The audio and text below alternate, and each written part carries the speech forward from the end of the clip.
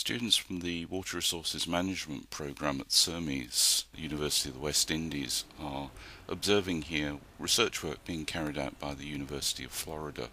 It's being taking place at Graham Hall Swamp and looking at water at the outlet from the Graham Hall Swamp before it gets into the ocean.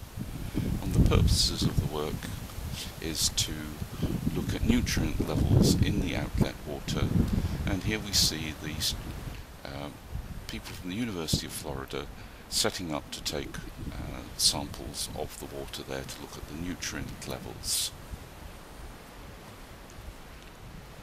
One of the other things that's going to be looked at here is the interface between the salt water and this fresh brackish water as it flows into the ocean.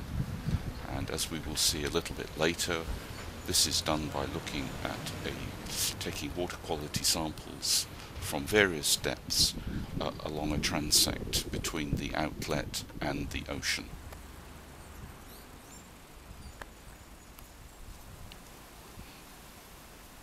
So here we have setting up to take a water quality sample using a small pump to pump the water out, and here we see looking at some of the results. This is using a water quality meter which will measure things like temperature, salinity, pH, and a few other parameters as well. It means that you don't always have to take physical water quality samples and go back to a laboratory to test them.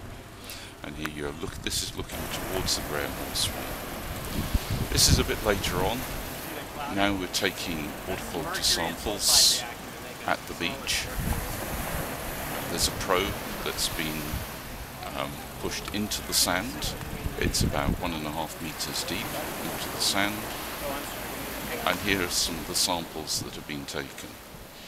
One of the problems of doing this work is that you can't hold the sea back, and we don't want contamination or mixing of the seawater with the seepage water that's going underground. And here you can see the profile along the beach and the location of the outfall.